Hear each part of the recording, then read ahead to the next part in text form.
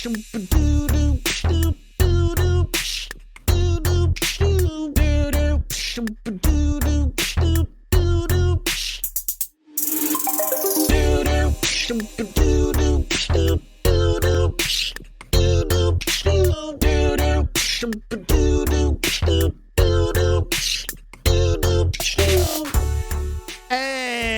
everybody, welcome to episode 102 of Tactical Crouch.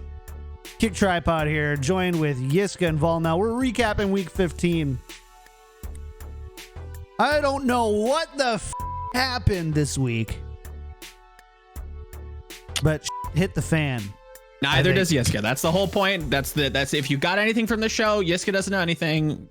Well, let's get that out there now. Yeah, I don't know anything, and I'm also always right. So wrong. You're right and wrong at the same time, which, math served me well. Means you even out, right? So you're not right or wrong. You live in a super state of purgatory. Maybe I'm just Schrodinger's right. No. You're Schrodinger's choice. You're both right and wrong. You don't just get to sneak in the right option. You're very right. Incorrect. I'm very right. Cat is always dead when you lift it for me. Every time. I personally really enjoyed the boldness to pick Chengdu on the show, and then we'll call it a bitch back U-turn in your article. Look, they picked up slime between that episode and me writing that. And then this guy didn't play. So don't act like that was your sway. No, that was 100% the turning point. 100%. I think Slime is a transformative player for that team. You think? Massively. Yes. I think it's a good pickup. Sure. Yeah. I mean, I like. We're going to talk a lot about transformative pickups this week because I think I'm going hard on a boy that maybe people are high on, but not as high as I am. We'll get Can you rephrase that? Is there any other way that you could phrase that, please? Thank you. All right. We're going to talk about it, and then you. All right. Also, don't let this man fool you. I'm not going to peek. I'm not going to reveal the curtain here. I'm not going to just completely, divulge all the secrets, but the truth is not being told. Look into it. That's all I'm saying. Look at this conspiracy theorist once again. Dude. Dude, I mean, right now, Jesus man, Christ. We're finding out that Bill Gates is trying to get my Wi-Fi or something, I think is... What? The conspiracy. Okay. The conspiracy theory. Wait, what? All I'm saying is Joe likes Elon Musk tweets. That's all I'm saying. That's not true at all. Retweet, actually. That man is an alien living in a meat on suit. his loot account. Yeah. Hey everybody, welcome to episode 102 of Tactical Crouch. Good to have you here. We're just going to start that over. Big thank you to everybody hanging out with us in Twitch chat today. We're so close to partner here, less than 5 concurrent viewers away, and we're crushing that right now at 125 viewers. Thank you so much. You deserve applause for being here. You deserve applause. You deserve applause. Thank you so much. Hope you have a ton of fun today. We do record the shows Mondays and Wednesdays at noon Pacific time at twitch.tv/KickedTripod. We'll be doing the same thing on Wednesday, and hopefully by then we'll be able to apply for partner and stop bothering you. I think about it, and we save a few precious airtime seconds on that. But until then, it's all you're going to be hearing about. So you're helping us and you're helping yourself. Let's jump into what's going on, though. Lot going on. Big thank you to our patron producers who are bringing you the news today. And those patron producers are Battlecrab Pin Lotion, Charlie L Audio Compass, Pork Chop Sammy, Kasha 67, Coochie Kopi, Shar Picasso, Nathan Your Misery, Hunter Tane, and Refund Bean. I didn't even have to breathe early on that one. I'm so used to saying your names. It's just easy. Nice. It's just There's gonna come a easy. time I feel like you're gonna pre-record it so that it just becomes easier, and you're just gonna have it and you're just gonna try and lip sync over it. So one of the first things I did when I helped him, the Tapman, set up his Go XLR, is helped him was scream into it so that he didn't have to always lose his voice. Ah, So he would just okay. go, you just go. I forget what he would always. He used to always say something. It was like a weird thing. I think it was before the yurt things. He would do something different, and it was just heard his voice every time. So right? yeah, you go, yeah, yeet, and so yeah, he would do that, and he couldn't do it over and over and over again. So yeah, we could do that, but no, the patrons get the real deal here. They get the real deal. Big thank you again to our patron producers and to all of our patrons over at patreon.com/tacticalcrouch. We do have a game night coming up on May 29th at 2 p.m. Pacific time. We'll stream it right here, twitch.tv/KickedTripod, probably. Otherwise, everybody's welcome. Patrons get first access to play, but everybody is welcome to join. And yeah, that's going to be what's going on there. What else? Anything else? Nothing else. Let's talk about this thing. So in case you didn't know, Joe, did you know that the Runaway Vancouver Titans are no longer a thing? Have you heard? I'm pretty positive. I have, telepathized with the beings that, that be the fifth dimensional beings. Okay. I don't know where I'm headed with that, but yeah, they're no longer here, and it is big sad. And we get to see him play in that show match though, which we still don't know much details on. So that'll be kind of fun. Maybe we'll see. Yeah. But yeah, they are DE. They are no more, and teams have been scrambling. Why? I mean, we should probably talk about this first. The league announced ringer contracts. Yeah, 14-day contracts. 14-day contracts because so many teams are dropping below the minimum 7. So everything's fine, you guys. Everything's okay. Yeah, I can't spin this one way or the other. Like, it is, COVID is definitely putting a stranglehold on a lot of these moves, and people have to go back for visas, and that takes at a delayed amount of time. So of course, something like this is probably going to happen, but it's also like the game's not in a great state, guys. So you got people retiring. And it's harder to sign. I actually call it this. Yeah. No, but I still think there's a point there. I think what it actually is the Stitch foster care rule that allows a lonely Stitch out there to be taken care of until they find an owner, or they got to euthanize him. Foster's home for imaginary justice players. That was so bad. Oh my god. Oh no. That's so mean. Yeah. You laughed. You laughed. Who's worse? All right. Me making the joke or you laughing about it? Yeah. Yep. Let's go down one by one. I hope I grabbed all these. If I didn't, Joe, Yiska, just like correct or I think you got this one. So Architect has moved on from the San Francisco Shock, joining the Hangzhou Spark. Joe gives it 2 thumbs up. Women thumbs up. Women? I've seen cute. You have cute little thumbs. Yeah, girl thumbs. I mean, they're women thumbs. You know what they say about thumbs, right? No, tell me.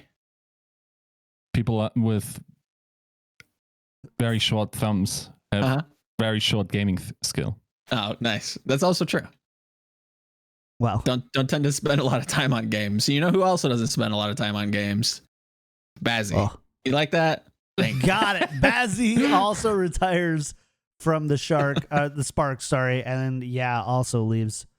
So Architect on. Architect. Oof. So yeah. So can I talk about transcendental players now? Sure. I honestly think this is a monumental move by the Spark.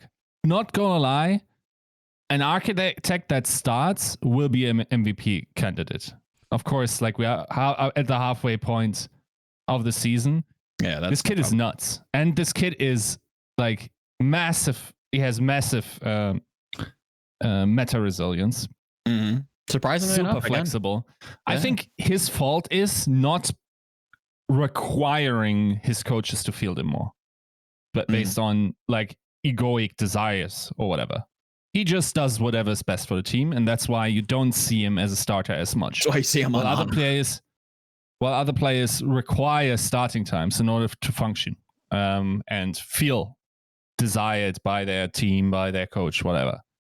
And I honestly think this kid is still absolutely insane. I think his talent is also unquestionable to me. Like, other than leadership, I think he's just better at everything than Rascal. I think he's just Rascal 2.0 without the leadership job. Basically everything. I don't know. I think that roster, upgrading from Adora to Architect is nuts. Big, large, big, huge, big. I would agree with that. I like that a lot more. I don't know. I think I'd fight you on the Rascal point. I think Rascal picks up heroes a lot faster, and that's historically been the case. Sure. He might not. I would maybe agree if we changed it to like not having the same like mechanical peaks. Like I think Architect can peak higher on a wider range. How good is Rascal at Widow? That's again that wider range. You have to give it to Architect there. But yeah, I don't know if I'd say everything. I think there are pros and cons to either. I like both of them a lot, but yeah. Point is, it's not a bad move. Pickup. It's a big move. Oh yeah, huge. I actually I released an article a couple minutes ago, and I argue that this team is 1 or 2 pickups away from being one of the top dogs in the league. Yep. And the upgrade of Architect on that specific role, other than the other teams we're going to talk about in a minute, where it doesn't actually feel like a lot of the teams were solving their immediate issues, this is one. This is absolutely like, if you think about what the Spark needs, it's a flex DPS. It's maybe also a flex support, unfortunately. Yeah, that's probably the next place to upgrade.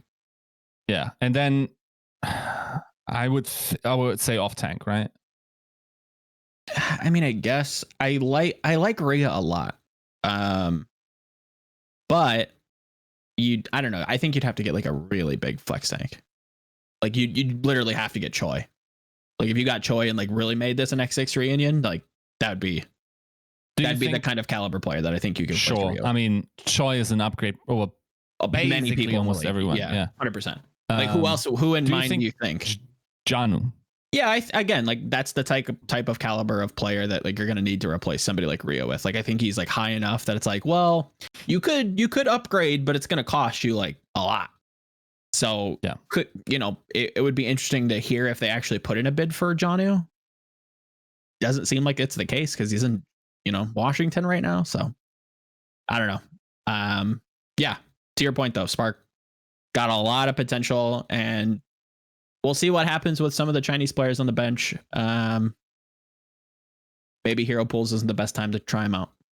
Also, got to talk about a coach going out, and there's a bunch of Titans coaches up for grabs, as far as I know. True. So I wonder if there's someone in there that could help with that situation as well. Totally. I think this, like, if you currently are liquid in your investments, it's a nuts buyer's market where you just kind of pick and choose. And it's also like, this is not like they got scraps from San Francisco, right? Like this is the player they wanted. I wonder if you tell Spark, oh yeah, by the way, this is a weird draft situation where you now get to choose a player from San Francisco Shock. Yeah. Free of charge, then it's probably Architect that they're picking. And as such, like, again, I think this team could be theoretically nuts if they're picking up a couple of players. The problem, of course, being that the roles where they need most help with is arguably the one where they already have 2 people on. And I think that's a similar issue that Seoul has. Their upgrade should be flex support, but they have creative and Bedosin. And it's kind of unlucky when you stock up on like the amount of dead weight on Spark is pretty sad. Like auto doesn't matter. Nope. Like both of like both the Chinese players probably don't matter. Don't matter. I think that's again like planning for the future because they have a player like Shy on the bench who I'm sure we'll get to, in postseason, but could be planning for the future, could be, holding trade pieces for a team like Chengdu or, just another Chinese team that wants to, tie a little bit more to the market. Like they're just holding on to talent. I think they're good enough to play, but it just so happens they're also on a pretty strong roster. Also, like Chad is of course correct. Like the other role that Seoul needs help with is ironically also the main tank position where they also have 2 people on. And that's the problem they have. Like, there's no easy upgrade without retiring someone or Ruji honging them into a different role that they probably don't play well. Yep. Soul needs a lot of help, but we'll get to that. We'll get to that. Yeah. All right. Fair enough. So that's Bazi retires. Thoughts? Probably a better fit for him. Let's be honest. Yeah. Should have stayed flex support, like we always said. Yes, he should have. Then again, the game kind of changed towards a point where mechanical ability on flex support wasn't as important anymore, where like people probably won't have watched Bazi in the past when he was a flex support, but he was nutty. He was nasty, dude. Yep. Like, of course, that's also not the current state of Overwatch where you can regularly do that as a flex support, but rather are more duty. Mm-hmm. So who knows? But definitely, like during season 1, this type of time frame where the flex supports were still on Zen, mad fragging, that's where Bazi was nuts. And Bazi was a flex support. I'll always remember him for that. Yeah. Big crazy Zen. Yeah. Next one, the San Francisco Shock also make a signing, so they lose Architect.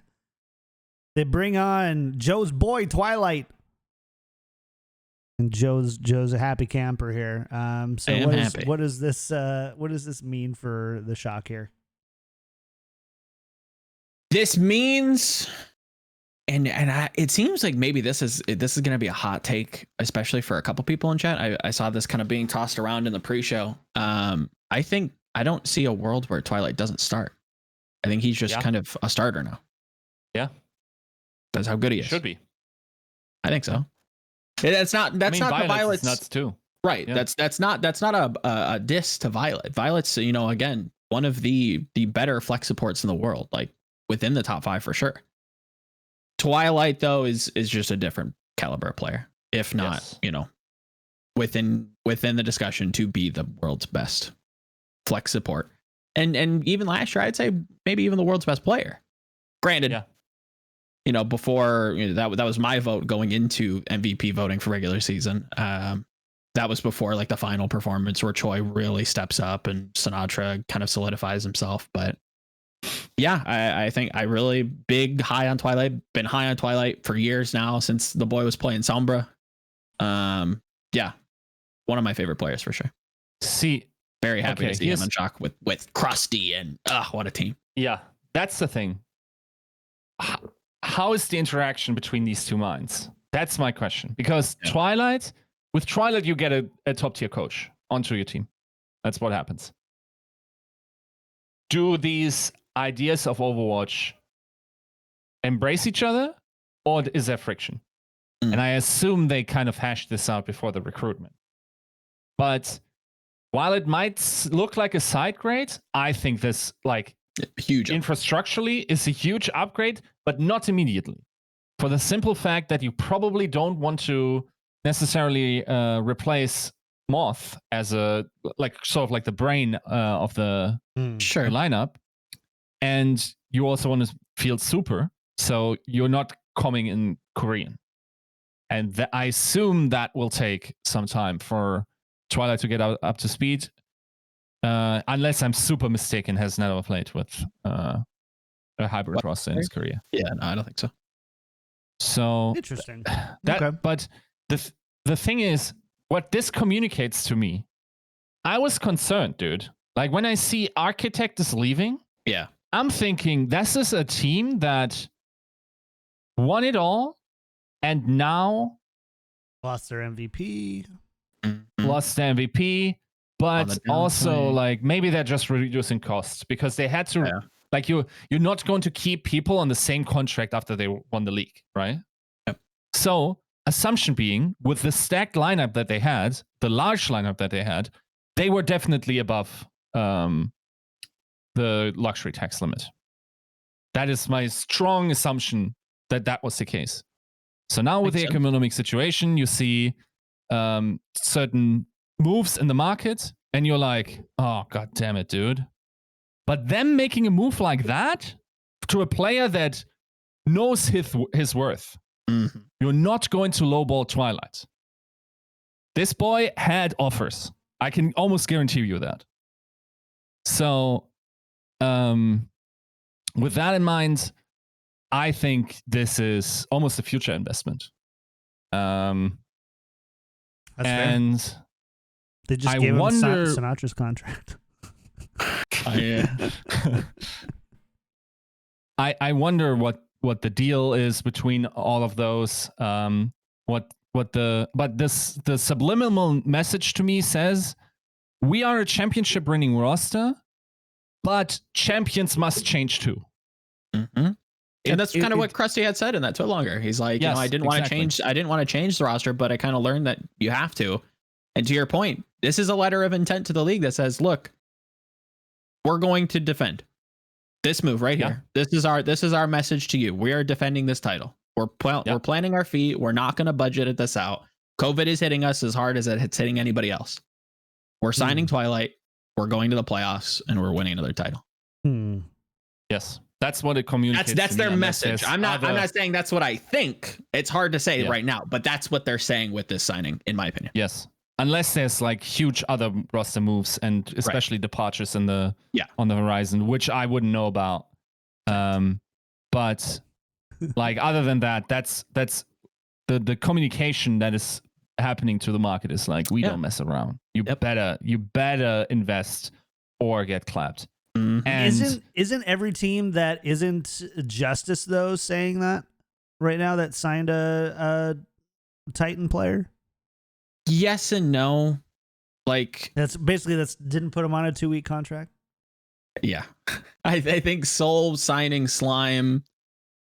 Like there's a in my eyes when I look at people signing like former Titans players, it is like everybody's kind of going after these players. Everybody wants these players, but to see a team that is so difficult to replace players on go after and find a replacement, not a replacement, but like an addition to the roster and bring them on. I wouldn't say that I expected this. And it's really like it just adds to the depth of this team. It adds to the strength of this team. And that's what it'd be like NYXL going out and being like, you know what, we're going to make a run. We're going to sign Hawksall. Something like that. Where it's like, oh, okay. I see where you're coming from now. I see where you're going, NYXL. Stuff like that. Or like just making these big moves. Like a big team makes a big move and it's like, oh, okay, now we're talking about titles. You're really going after a title where it's like, okay, Soul's kind of in the running. Soul's, competitive. Granted, we'll get to them. And then they make a move. So it feels more like bandages, like they're triaging this wound where it's like, okay, we're trying to stabilize. We're trying to like keep our head above water where it's like shock. They haven't looked the same as last year, but then you go and make out a move like Twilight. Yeah. That's some big stuff. Or like Philly. It'd be like Philly going out and being like, Janu, boom, we have the 3 best flex tanks. Like that's insane. I would argue that Philly has already made that statement. Yeah, they made that statement building this roster. They just threw cash at the wall and said to the league. Well, I agree. They did throw a bunch of cash without a doubt, but they did it well. You can throw a bunch of cash at the wall and miss all the time. They built that team very well. I have to give them credit on that. Yeah. Okay. So Washington, huh? So the Justice do sign Stitch and Janu to, and I believe these are both ringer contracts. 14 days. Yeah. Guess. try them out. See how these young, untried, and untested players can do in an Overwatch League environment. No. It's the other way around, my dude. You know it's the other way around, right? Oh, no. I thought... No. Stitch what I'm saying is... it's actually impressive. Like, so, those players don't match where they landed, I think. No, like, Alivot was probably the best remaining thing on that roster. Pour one out for that boy. I feel so bad for him. And then you pick up the worst Titan on top of it. And I don't think that is arguable either. No, I don't think so. But can you make the argument that the worst Titan is the best Justician? No. I wonder. Especially now that Corey and Stratus are gone? I mean, there's another guy in... You'd think. Including optics? I hate that I'm going to have to agree with you on the optics point, but like people do love some Stitch. People love Stitch. Like here's the thing, and I know you gotta give them that. You guys are convinced that Stitch is just a really Blizzard AI at this point. That's fine. Wow. But they signed to Vancouver Titans. Number one, I mean, look at let me go pull up the Overwatch League website and just make sure that all my ducks are in a row here. Okay. You are the Washington Justice. You are 3-10. You just lost Corey. You just lost Stratus. Less of a loss. For the Justice. Content creator, though. For the Justice. So you lose those two. Yeah. And then you look around and you're like, we can't actually sign any of these Titans for what they're going for, the going market rate. And I honestly think that unless you're a really good team or have are you about to say what I think? Playoff caliber or grand championship or grand final level caliber rosters that you're like, you know what? I'll take roughly what I was making, maybe even slightly less to just go and play here rather than be unemployed. Mm-hmm. And then you have Stitch and Jano, who may or may not be getting these longer contracts or whatever. You're like, you know what? I think we can get them 2 weeks. Probationary period. 2 weeks. I think we're going to sell them with how strong our team is. I think we can get them for 2 weeks. Yeah. And you look at it, you kind of look at your logo a little bit and you're like, can we make it a little bit more pink and light blue? Can we, I don't know. Could we capitalize on the branding for 2 weeks? Can we give some bubble gum out on here? And I don't know. Hey, content team, can you guys not take any breaks for the next 2 weeks and just make some content for us? Yeah. Runaway Justice X collab. Okay guys, call Hurek up. Call him up. Call the Outlaws. We're buying them out. Executing the Vancouver Titans Justice takeover. Go. That's what happened. I hate to tell you. Yeah, but could it not happen though? How about it just not happening? Yeah, how about it's a one night stand or 2 nights, a fortnight. A fortnight stand. That's the show title. It's a melee stand. It is a melee. Also, okay, you brought it up, so I'm gonna have to go in on it. You had the working title of May Madness already. It was on your website. Madness. Why are we changing it now? Why is it May Melee? Probably a lawsuit. Right? Like March Madness, May Madness? I'm pretty sure there's a lawsuit. Probably. I mean, maybe, I guess. Whatever. Is that a trademark? I don't know how. Yeah, I have no idea. That's not the first thing that came to my mind, but I mean, if that's the case, then that's the case. No. Maybe. Oh. No. It's possible, I guess. Just no way. I call bullshit. I'm not an expert in copyright law, but but my bro science degree I can tell you right now. Wrong. I just don't. I can't go there. It's way too far of a rabbit hole at this point. Fair. But Justice though, come on. You can't disrespect your boy Ellie Vote like that. Stitch, You're about 2 years too late. You're 2 years too late to being 2 years too late. Sure. Wise man once said. I hope you have some backup plans. I don't think Stitch is exactly the person you're gonna want. You're gonna also have to pay Janu like out the cheeks to try and keep him. And it's like, do you even want to? You have Elivo. It's like, yeah, you can make some Western moves and still make this roster okay. What are you doing? They need a tank, main tank, and they need a flex support. That's what they need. Well, I think they need a lot more than that, but and then they need a DPS. Yeah. And then they could be mid-tier. Maybe. Yeah. Next season. I don't know. Like it sucks because it needs work. Here's the thing. We're always gonna get. I think it's a thing now on the show that we just have a hard on for being hard on Stitch. I mean, he's just not like. What do you want me? This is one of my better lines. I remember wins. Look, it's one of my better lines. I remember when. All you got to do is play good Overwatch.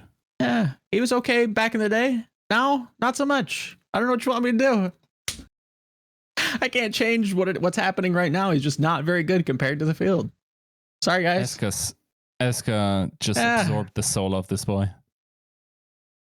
Just took the life force out of him. Anyways, so I mean, but here's the real question: does this turn any of the Justice's upcoming games into wins?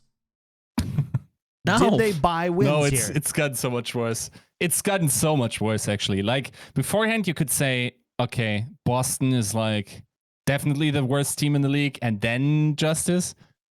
Nah, my dude. Like, what they showed last weekend is actually... Now I'm concerned. Like, I made 2 pickups. I'm still the worst team in the league. Oh, actually, yeah.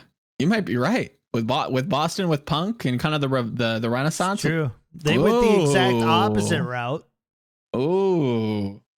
They did go... Yeah, Boston and Justice took the exact opposite route. We might have a new 20th team. To these things. Oh man. Oh yeah, Titans is a good shot too. Yeah, right, Titans might be the worst. You're right. You're safe, Justice, but not much. Wow. You're the new Florida Mayhem, right? Yeah. It's total cognitive dissonance. It's still like waiting to refresh in my brain that it's not the Titans, it's the Titans. It's the Titans. I would love to watch that match though. Washington against Vancouver. Oh, please stop. Ooh. Oh, please. Oh yeah. Put the gun down. Let's not. I actually can't even talk about the Titans anymore. I want to talk about the Seoul Dynasty. And Seoul Dynasty had a rough weekend, but thankfully, the Cavalry's here. That's slime. Yeah. Another transcendental move, in my opinion. You think? I love it when Yiska used the word transcendental. No, you said it's it not right. Transcendental. It's transforming. I would say transforming. Okay. They're going to need some transforming. I don't see it. Now, I think, bar what you already see in on the server, that is most definitely better than what Toby has to offer. Okay, sure, yeah. Comparatively, I would agree. I would think bringing in someone like him, who's also a very smart player, will only benefit you. And it should. It's also a long-term move. Sure. And I would like to see the Titans pick up another the Dynasty to pick up another Titan to get this London hierarchy out of that team. I hear Slime's free in 2 weeks. And preferably in a position where it replaces one of them. And as we talked about before, Dynasty are in a position where the roles where they need the most help have the most players on. Okay. I said that at the time. I would have liked to see Sumansu also come to the DPS lineup. I think that would have helped because I agree. They could have split the champion pools more, had people grind more into these heroes. Sure. Especially, I think that would help Fitz tremendously, who looks more like a grind into being amazing player than a hyperflex. Yeah. And I think in that regard, Sominsu would have helped immensely as well. And then it's also a Janu thing. Once again. Like, if you're already playing if you're so low on your flex tank. Yeah, that you're playing a main tank. That you're playing a main tank in the flex support position. And there's like probably context to that where they expected the opposing team to play this and this comp. They didn't, so the Marvel couldn't play Sigma or whatever, and had to play D.Va. But at that point, like, Janu has a Sigma, Janu has a D.Va. That's an upgrade. Yeah, I don't hate that. I think that was kind of the logical choice that people were really like leaning towards. It was like Janu to Seoul makes a lot of sense. I mean, Slime's definitely not a slouch either, but to your point, I think you kind of touched on it earlier. It's like all of these moves sound great in a vacuum, and these should be, transcendental, big picture moves. At this point, and John, you can reel me in if I'm going too far off topic, but with losing the way that they did versus the Hunters, reeling in, okay. I would say it should make a difference, but I worry it won't. And we'll get to that when we talk about the Hunters. There's some, this camp's on fire. This camp's on fire. We're going to have to assess the situation. All right. Later. Reeling it in. All right. I like that thought. That's a great, precursor to what we are going to talk about, but I would say there's one really notable Titan missing from the signings this week. The biggest Titan. Some say the Titan. The Titan. And that's Hacksaw. Yeah. We haven't heard anything as far as I know. Mm-hmm. Yiska actually does know, but he won't tell us. I'm just kidding. He doesn't. I just throw him under the bus sometimes. Sometimes, I need to say this right now. Sometimes I'll throw Yiska under the bus for knowing something. And it's a complete shot in the dark. I just want to see his poker face. It's just want to watch him squirm. It just basically, I'm just trying to burn his bridges for him, despite him doing nothing wrong.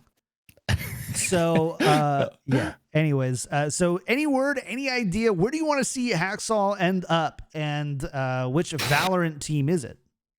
Yeah.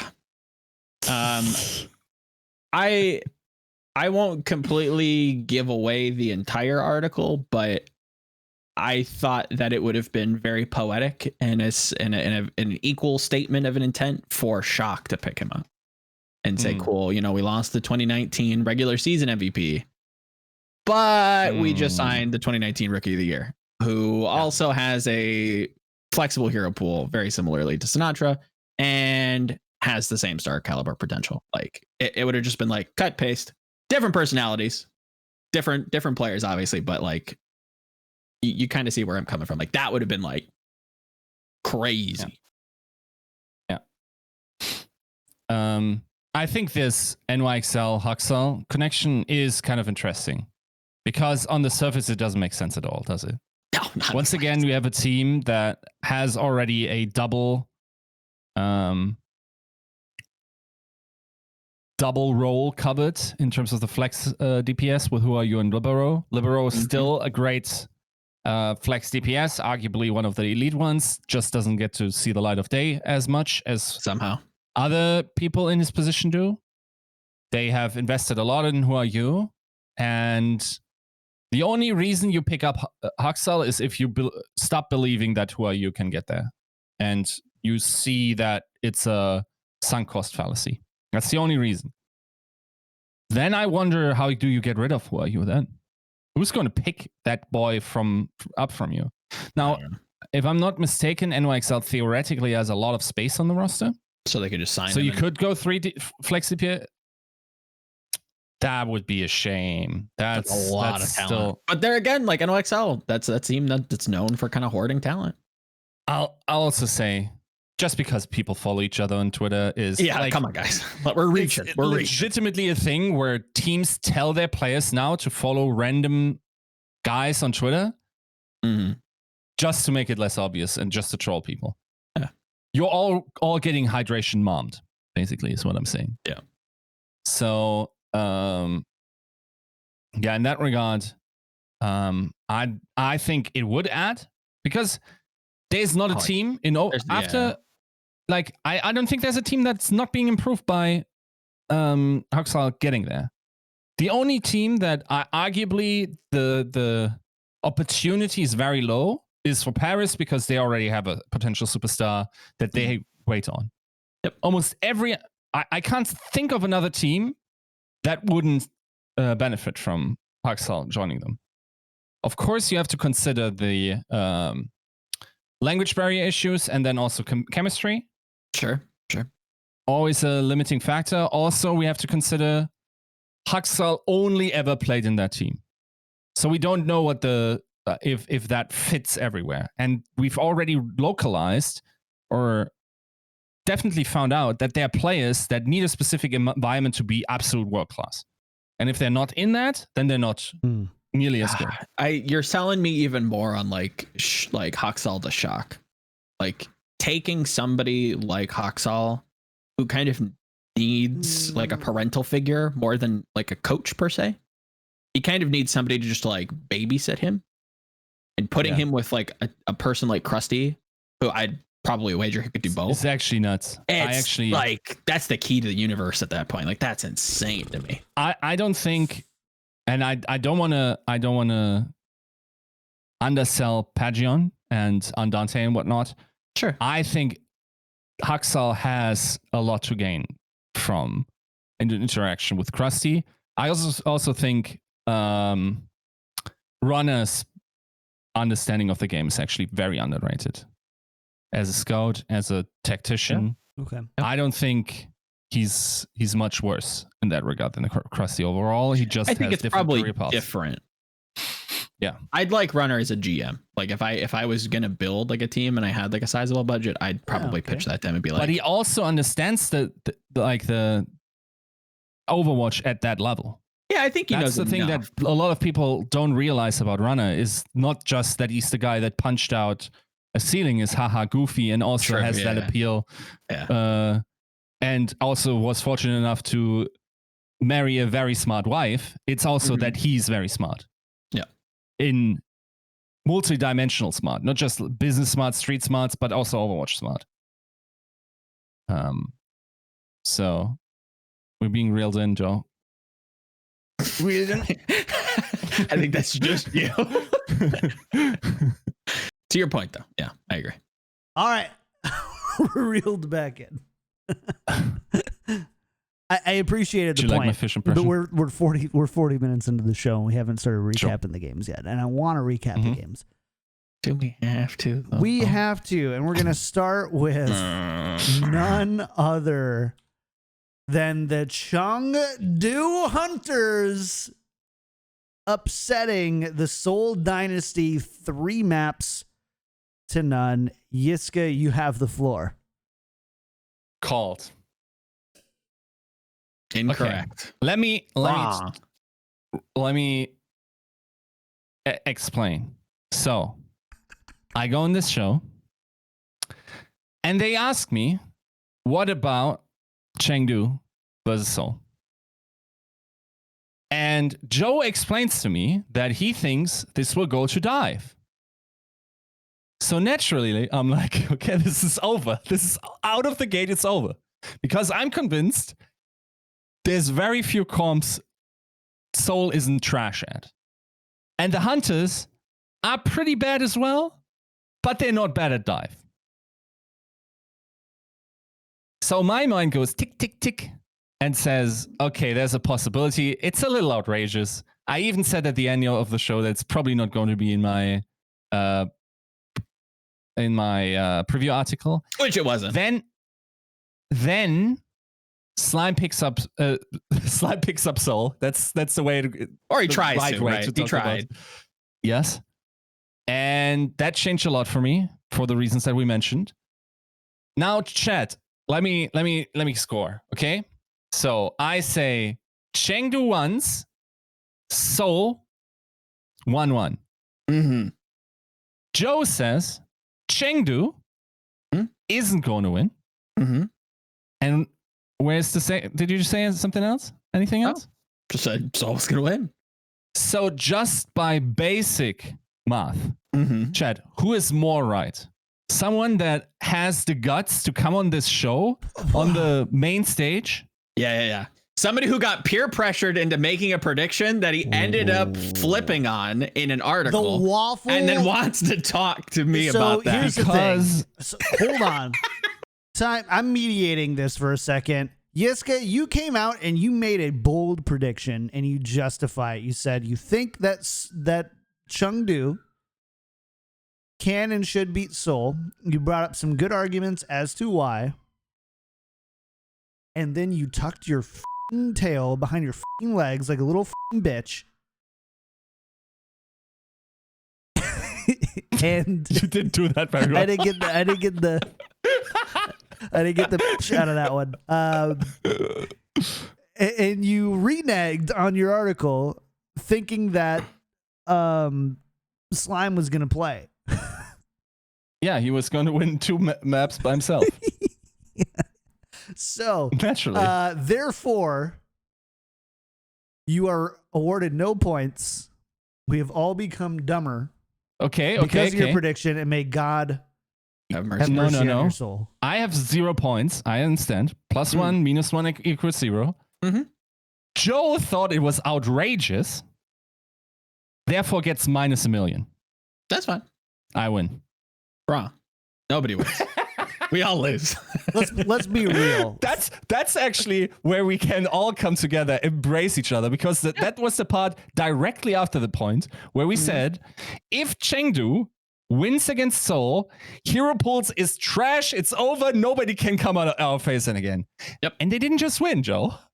They thrashed 2 points captured in the entire. They scored 2 points. Get out of my face, and a point on what? We Hero Pools, dude. Get out of my face. On Hanamura. How much more empirical evidence do you need that this just comes up with clown shoes results that nobody should 100%. Like? This is like I still think I had a fire comparison. The people that like Hero Pools are the people that like seeing people suffer, make up stuff on the fly, face ridiculous like things coming out of nowhere. Those are the same people that like Takeshi's Castle.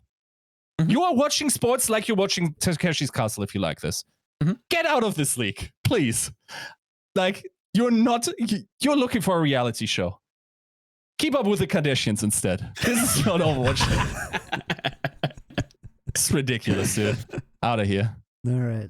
It's true. So I do need to ask the point blank question, because there's always this different tier level of analysis that happens. And like, there's the base tier in which it was like, the Chengdu Hunters just really played well that game. Yay. And then this here below that is that Seoul cannot play outside of double shield. Fair. That is actually not true anymore. No. They cannot play outside of double shield with Orisa. Yeah. Sure. They need Orisa. Fine. So, is that the only limiting factor of Seoul being a top tier team, is that they don't have a good Orisa? Or is that just finding some commonalities and attributing it to the end result? Joe is nodding his head on an audio podcast. So yes, I am. Yes, I am. For those audio listeners, I will annotate the. Thank you. Thank you for. That's the good thing about Joe, because he's very empathetic to our audio listeners. So he's just applying the hobgoblin sitting. So whenever he nods in the future, only takes about 2 more weeks. His back will have like the friction sounds where you can audibly hear it. Sounds like a squeaky door. Yeah. Okay. 100%. Yeah. Seoul, on the other hand, have a squeaky door. This team is on fire. That squeaky door is actually lit. I postulated, right, that going into the season with Gesture and Profit, that they would have the strength of the London Spitfire of 2018, but without any of the downside. Somehow, some way, they have more of the downside of the London Spitfire than London Spitfire did. how much of that do you attribute to hero pools? And if it's over 90%, probably a good amount. But these are also players that have a history. Again, you have a good core of players from that team that were mega inconsistent. And I agree with the immediate pushback that it's like, well, they weren't getting styled on this hard. That's something I could attribute to hero pools. If you put the London Spitfire of 2018, where they were at mentally, into hero pools, that team definitely doesn't exist. Probably just blow up beforehand, right? You probably see retirements. It was probably that bad, right? Seoul's, I would imagine Seoul's probably at that point, like a 3-0 loss in that way. 2 points scored against the Chengdu Hunters. I couldn't believe that you've somehow lost your will to live and lost your will to learn how to play this game and forgot how to play dive, many of these players have built careers on, right? Granted, again, I'm being very general here. Echo's a new hero, and the way that the game is being played now is very different, right? Yeah, how about that Prophet Echo, by the way? Horrendous. Dude. This Seoul team's on fire. Like this is not what we were promised. This is not good. Okay. Drastic measures need to be taken. Here's the thought experiment. Wipe off all the nameplates. Okay. You look at the team that loses the games they lose, but they also beat Shanghai. Without that context, this is now probably the worst team in the Asian region, barring probably Spitfire, maybe. Yeah. That massively overperformed because of hero pools to Shanghai. Yep. It's not that we're looking at a top tier team. That's our assumption because of the names that are on there. We're looking at a bottom tier team that punched up very much in the same way we looked at Chengdu punching up against Shanghai. That's the reality. Yep. If you don't consider the name value of these players, that's the level they're playing up to in their consistency of their performances. Yep. And in the hero pools, they are able to play that level at. And this is something that we have brought to see up how it last develops, week. but and I'm going to toot my own horn here. And I said that this is one of the half points that I made last week is that their decisive map scores are combined with beating Shanghai is confusing. We even had somebody respond on YouTube going as far as to saying that Yiska's prediction of Chengdu was disrespectful, in which I applaud the strong use of words. But Seoul at the end of the day, right? They beat Valiant Gladiators Spark. Okay, fine. They get swept by Dragon's Charge Spark. And then they narrowly beat out a win against Shanghai. And then now they're swept by the Hunters. Like, this is not as decisive. They come out and you have to kind of look at it week by week, right? You walk out week 1, week 2, week 3, 3 goes. Is Seoul for real? Let's assume so. They go up against and played Shanghai Dragons. They go 0-3. Is Seoul still for real? They should be. Shanghai Dragons are just the best team in the league. And they play Guangzhou. And you're like, ooh. And then they play Hangzhou, and they're like, oh, but, the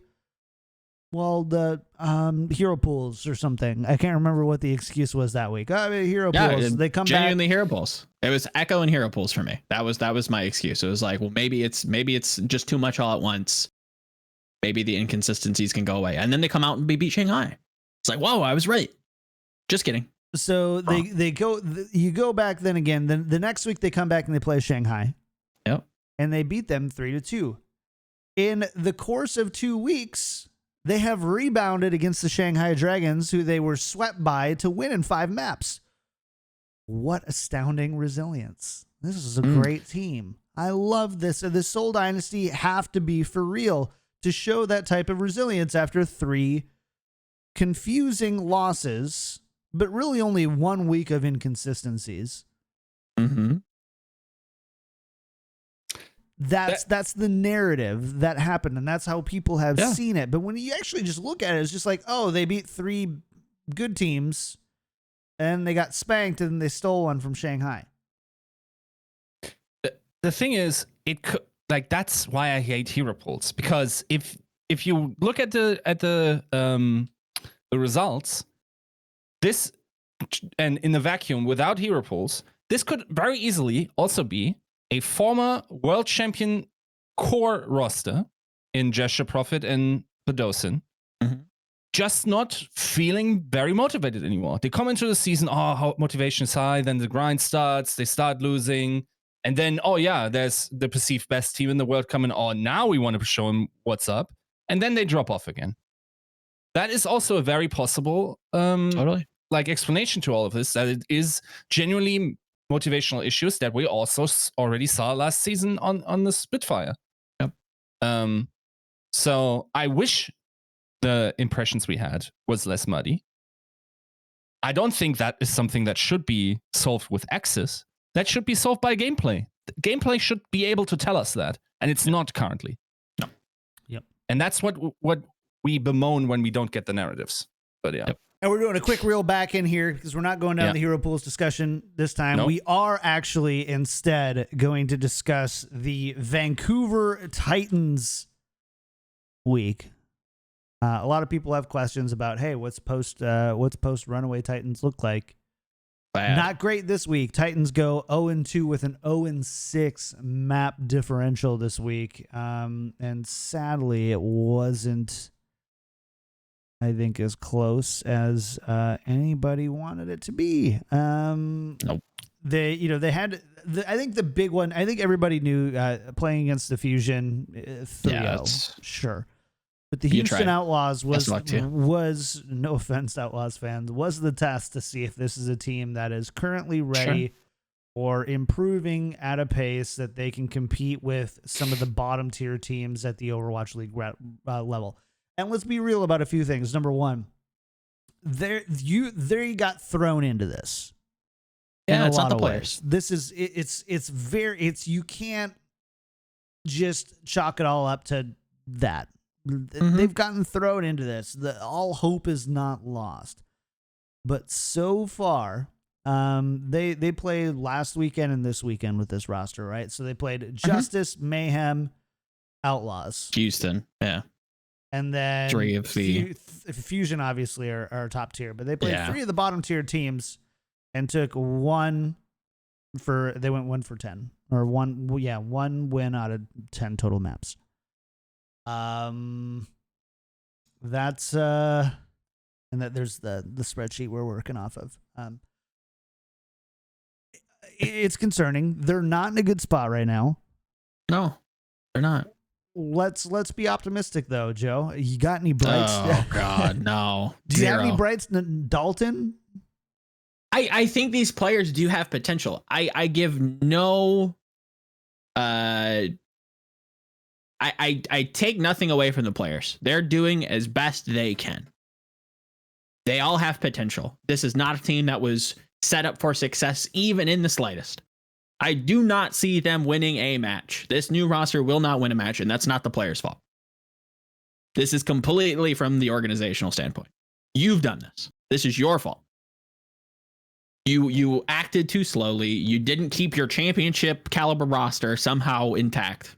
Again, COVID, whatever, however you want to hand wave that, regardless. You have not put this team in a position to succeed. Period.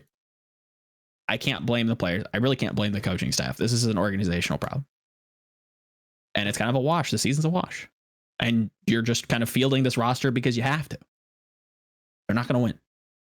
I think the players do have potential, but I need to see them go through a postseason, actually fill out their roster the right way, because apparently rumor is they might have more signings, says Reddit, but there again, it's Reddit. I feel bad for these players, right?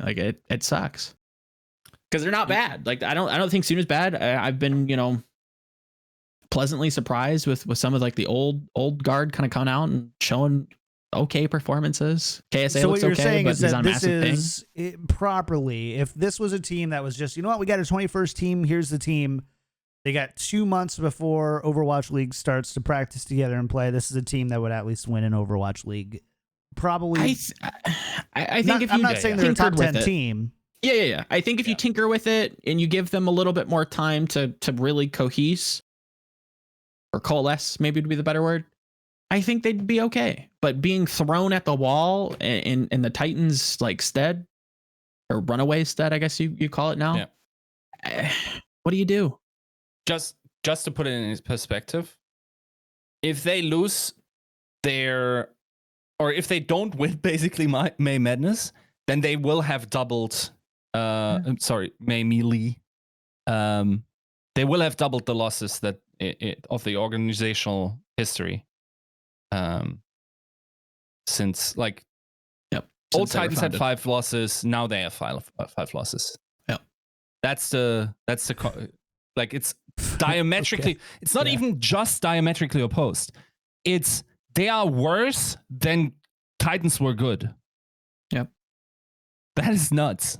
And it's still like bonkers to me that you are gifted. You are literally gifted a championship caliber team, but couldn't keep it. Yeah. I don't know who's to blame in that org. I don't know who I need to talk to. I don't know what kind of Karen email I need to send, but somebody needs to be fired. Somebody's head needs to be on a pike for that. You were gifted. Here you go. Just take it. You have a championship caliber roster. You can even fiddle with it. You can even add players, remove players like you did. Somehow it's gone now. Nobody blame but yourself. Yep. Anyways. Probably robbed us of a great final as well. Maybe. All right. Let's go on to another team we don't get to talk about much unless we talk about how they're getting pounced. The Boston Uprising take their second win of the season. Finally, I get to talk positively about Boston. Against the LA Gladiators, though. What the hell? What the hell happened here? Like what? Like, listen, I would say this. I fully expected Boston to steal a couple of wins against, and I don't even want to say steal, but beat some bottom 5 teams. I didn't think that they were that far behind on some of those bottom 5 teams. Give them the right hero pools. Give them a 1 game a week thing, whatever. They walk away with 4 or 5 wins on the season. Maybe they steal a game against Justice, something like that. Yeah, exactly. Yeah, I can see that. Or, Vancouver Odds and their are. current situation. Sure. Stuff like that. Yeah. Like I fully expected. I didn't think Boston will walk away with just 1 win, and I even forgot about it in the notes. I said that this was the first one of their season. That's how bad I perceive Boston's season so far. But I did not expect this to come against a team that I think is kind of floating and flirting with that top 10 spot. Yep. So I would agree. What the hell? What the hell happened here? I think again this is one of those like balanced discussions. It's like it's a little bit of column A, it's a little bit of column B. I think Boston massively performed. Like, new team, to take Yiska's analogy for a second, if you wipe the names and the teams off the server, remove the colors, like washed it out, you wouldn't be able to tell that was Boston Uprising. No. Somehow Punk comes into this team, looks like a stud. They must have been clapping in scrims because the confidence on this team was just at another level. Yunbong, again, keeps carrying this team, just is a bedrock for their success. Doesn't get any rewards, by the way. Completely, tossed aside by the cute face, pinchable, likable, affable Jerry, who, not a bad player, but is completely propped up by a massive narrative. What if, dude? What if the coaching staff legitimately listened to Christopher saying this, and they were actually clapping contenders teams all week, and they come in and this works? I mean, I'm like, this is a 5% chance. You're welcome, Overwatch fans. But, like, if that's how it works, dude, human psychology is kind of nuts. I'd have to imagine it's probably not contenders, but I still kind of work. Like, I agree with you that like it was a morale thing, right? Like, you have to be able to break that pace, and I think Punk coming in adds a little bit of that kind of that newlywed, honeymoon phase. Yeah. And they probably did well in scrims. Like, again, his Sigma was sick. Fat fluxes, just blocking projectiles on like reaction, what it kind of looked like. I don't know if that was actually the case, but just crispy shields. Like, I was massively impressed. This was a sick team. Were great. And nobody of worth got rewarded for it, which I think is a crying shame.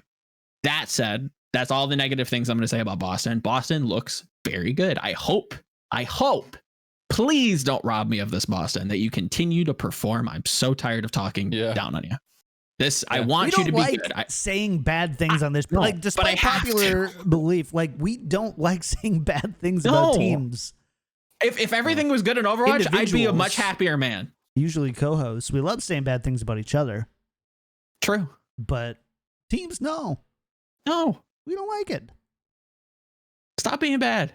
Just be good. Forehead. Just be good, forehead. Be good. Can you just be good? Can we give Myunbong a reward, like an MVP though? Come on, guys. Punk as well.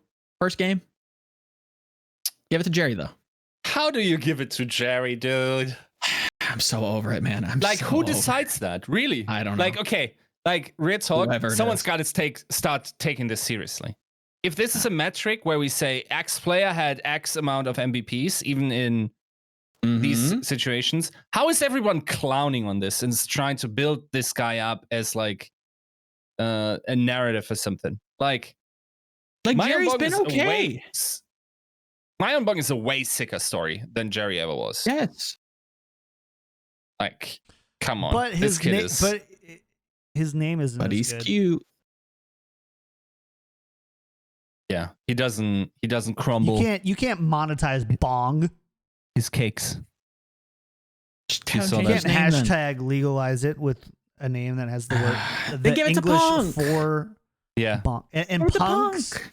Like I don't need them damn punks. Get off my lawn. Like I need positivity. I need Soldier like 76 Jerry. says it in the game. I need Jerry from Rick and Morty. I need a nice, responsible, middle-aged father figure. That's who Jerry is. I don't need bongs and I don't need punks. I feel like with this logic, like if Aim God just went back to being Jeff, he'd probably be your favorite player. But we can't. I was just gonna say we can't put God in there. We can keep God out of this. This is Overwatch. Now, if he called himself Jeff God, we can talk about it. Jeff God. Jeff God. What a name. Anyways. Bum God. Yeah. That's how you get Zen buffs, by the way. That's exactly how you get Zen buffs. Jeff's called God. A developer God. All right. And All right. with your name. Good on you, Boston. Glads. I don't know what to do with you. That's another thing. You can get one, though. You get one. Get one what? You get one. Oh, you get like a hero pool. You get a mulligan. Flub. You get a mulligan. Yeah. They're playing for better seeds. It's a pretty big mulligan. Yeah. They're taking advantage of brackets. That was the beauty of all of this, is that it wasn't Gladiators necessarily crumbling. Yeah. It was it wasn't. Boston legitimately played well. And I asked around if Punk actually like is considered a nutter in Australia or whatever. Apparently even isn't. Like that's what, the army from down under told me. And it's very surprising to see someone just like, that's one of the most impressive, like, mid-season pickup, come in, transform team. Like, once again, we're transforming teams with pickups. And this is another one. Like, if they can actually, off of that, really improve this heavily, that's kind of nice. That's the kind of pickups you want mid-season. Oh yeah, 100%. I hear you, chat. It is one match. Yeah, that not guy a match who that anybody expected. Yes. Guy who cooks says one thing that I think I hate it when chat makes a good point, but he says let's not get ahead of ourselves. It's 1 week. It was one match. Yeah. You can't really. But I don't know that you prepare for Boston to begin with, but you can't really prepare for Boston with two brand new players. So. But okay, guys, you gotta understand about like Bayesian probability. You have a base assumption. So cats jump on the counter. This cat just teleported and went flying, robbed the State of the Union. I don't know what the It's not that. rob bank and Okay. then started bank. teaching at The Harvard. State of the Union That's how Bank. unexpected. And then you would probably think very differently about cats generally. If you saw one cat do that. I probably, if one cat did it, I'd probably be pretty impressed. I need props. So that is Boston winning against the Gladiators in the fashion that they did. But I don't think of Boston the same way. I'm going to travel into your crack world. Okay. Hear me out. Hero pools is like some sort of fifth dementia, Dementia. ayahuasca trip. Dementia. Like, what is It's not a mention, just a dementia. dementia dimension? Yeah. I had to play in Yiska's world. Actually, pools, just flicked the keep one going. brain cell that was just like still Gone. tripping. I flipped it over, and he took it up seamlessly. Fifth Same dimension. same brainwaves here. Welcome, 100%. welcome to the fifth dementia. My name's Bart. I think. It's, Uh. mental. All right. Okay. Somebody made a comment about the awkward pauses in our shows this past week, and I get it. I That get sucks. it. I get Oh it. well. I get it. I like them. felt that one, and that was okay. Let's travel more into the fifth dementia and talk about this sweep. The Paris Eternal sweep the Dallas Fuel 3-0. I feel like that was sobering. Listen, I think that there are arguments that you could make that Paris just kind of has this level of resiliency and like, if you said, you know what, I don't think that they're favored, but I'm going to say that I think Paris is going to beat Dallas, or I think that they are favored. Yeah. I would hear you out. Even in this dementia, not the fifth dementia, just this dementia, the first dementia. In the first dementia, I would still hear you out. But I did not expect it to look and feel this one-sided, Joe. This was a clapping. This was not the match I was hoping for. I was hoping for some decay, soon duels, decay, maybe popping off, stealing a map or two, and then Paris, clutching it out as they tend to do. Nope, this was just Paris just being a different caliber team, and clapping Dallas up and down the court. It was not close. It was not very fun to watch. It was kind of uncoordinated from Dallas. Not fun. Not a good one. Echo might be the best thing to happen to a post XE Paris. Yeah, I could agree with that. Nico looks fantastic. Got credit to him. His Doom is risk or reward, or high risk, high reward, kind of coin flippy. Sometimes you really nail it, and sometimes you just kind of miss and flub. His Echo is really good. His May is fantastic. Like, he's really kind of settling out to be like a big bright spot for this team, and I would have never guessed, to be completely honest. I'm pleasantly surprised with this team. If there's one like long lasting narrative within this cluster of a season, I think Paris has just blown the socks off of most people's expectations. Yeah. I think a lot of people are just like, oh, I think there was like a faction that was like, oh, Sparkle and the coaching staff is going to be crazy. It's not even, I mean, it's part of that. It's definitely the coaching staff, but Sparkle hasn't even gotten to the roster yet, and they're sick. Yeah.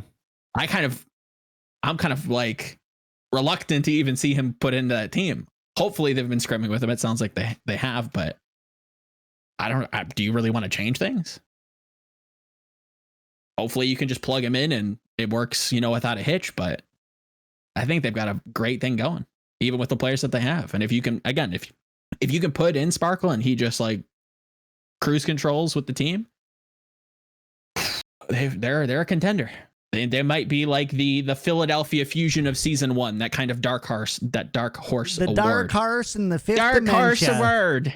Welcome to the dark horse in the fifth dementia.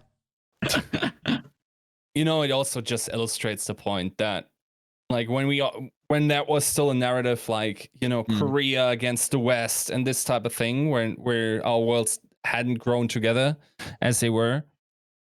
Like, I feel like these situations just show that the real transcendental I'm saying it again. Difference is coaching. Colorful with our language today. Is coaching. Yeah, I'd agree.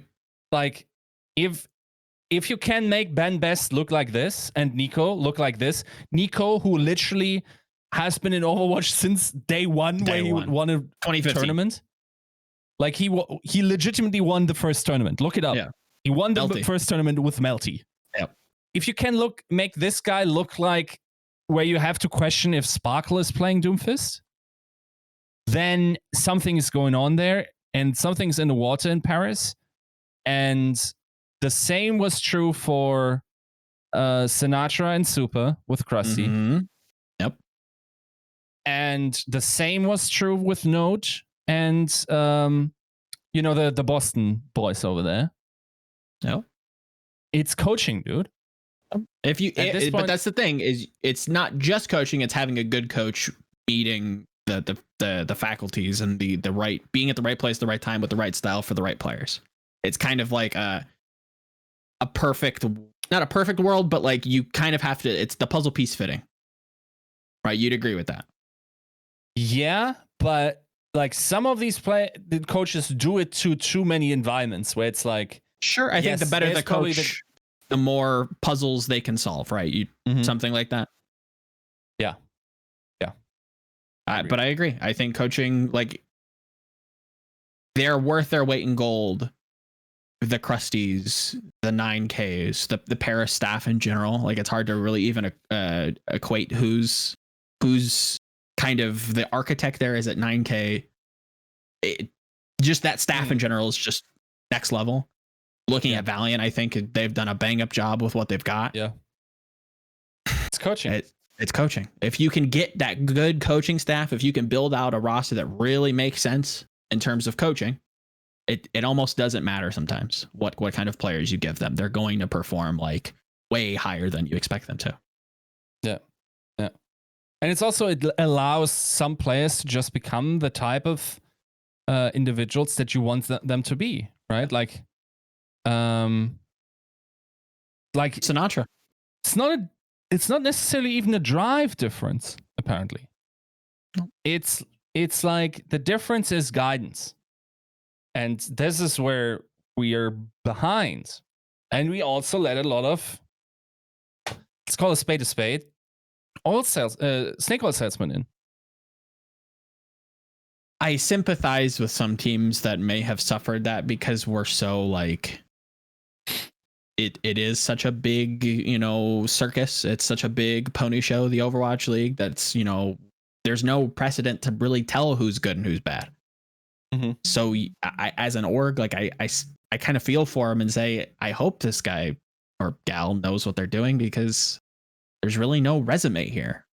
And esports is still, a budding field where it's like, hopefully you have some sort of experience, and the experience that you do have elsewhere seems like it makes a lot of sense. Okay, yeah, come on board. And you don't know what you're doing. Like, I feel for him to an extent, but it's also like, if other people can get it right enough of the time, like, you should probably be able to get it right too. I'll also say, maybe the flip side of the coin is Dallas.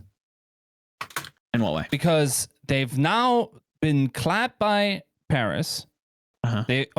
No idea how serious these teams actually take that event, but they just got clapped by Houston in this Lone Star Clash thing. Sure. They showed promise, and now it's gone again. Is that how it happens? Despite having a player that, if he was to play on any other successful roster, he would probably be playing for the MVP. Where his DPS duo is also like nuts. Where okay, the other pieces we can talk about, but that in itself is very nuts. Like, that DPS lineup, probably among the best in the Overwatch League. So could be. Yeah. Of course, that's also a meta thing for them, I think, to a degree. Where Decay being banned out on Tracer does things. Of course, yeah. But you cannot put it on one guy. This is like, that's like, you cannot. This is not the game for it, where you can't put it on one guy or two guys, especially if it's the DPS guys. It's usually we've very early figured out into the game that leagues are being won by support and tank lines, and that very few teams are able to carry it through the DPS lineup. And yeah, I wonder what a different coaching staff could be doing with Dallas. Like and it's also not for a lack of trying, I think, to a degree, that Dallas, like they're on their, is it the second head coach? Technically second, yeah. Yeah. Like there's a time and place for everything. I just wonder, like how much better the pieces have to be before this team becomes a top half team that it should be. Yeah. Based on the name that they have. Fair. I agree. This is a little bit of a hard switch in gears here. Okay. We discussed the Vancouver Titans a little bit, and we briefly touched on it, but we have to take a moment. We have to take a moment and discuss about ChipSa getting his first first Overwatch League debut. Well, his Overwatch League debut. Mm-hmm.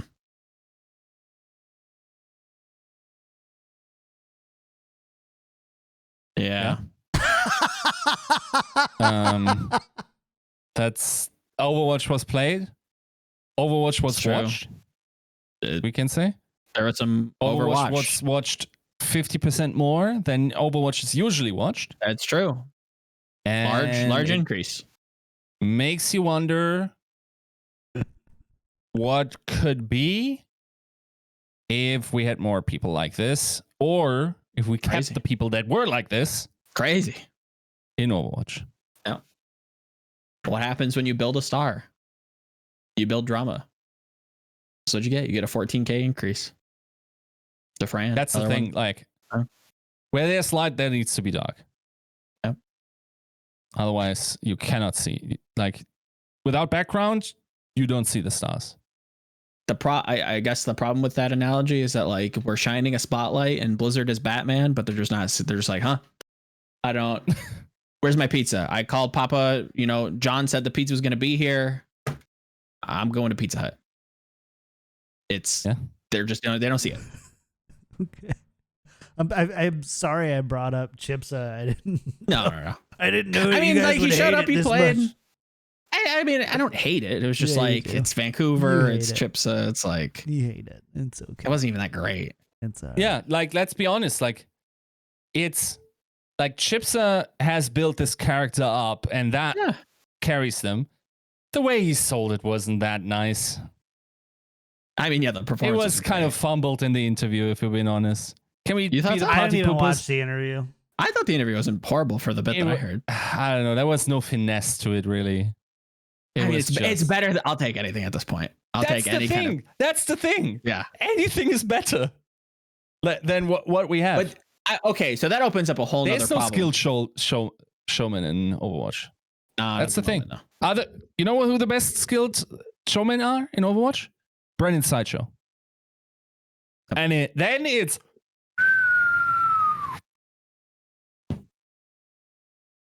And we're still looking. Haven't heard it yet. Haven't heard it. Yeah. Then at some point at the bottom of the pit, there's Dogman. Funny people? No, like showmen. Like skilled showmen. Like people who are good. I get what you're saying, Yiska, but what makes them skilled showmen? I don't disagree with you, but the qualification I think is important. To be able to perform an act with a certain sophistication behind it, a certain wit, hitting. Okay, we're getting very pretentious here, but hitting a certain zeitgeist of the community where they feel part of it, and as much as they come into the community, they come out of the community, and then they tickle your fancy. That's the skilled showman, and I think a lot of them could be, but then it's like, I'm not here to get fined on my 50K, bro. I'm not here to get lambasted by the community on Twitter because we don't like villains. Grr. Dude. And yes, I agree, Chad. Uber is among the skilled showmen, like, 100%. I think Uber is definitely that goes without saying. He's a different type. I think he's a professional skilled but you could showman still because he put him up needs there. he needs a job after this. You know, but like, I think I Uber agree. is a great Uber example. would have to be counted to one. Yeah. The sad thing is like, if you go though and look and there are some really good, like I think Christopher is actually a really great showman. Definitely good.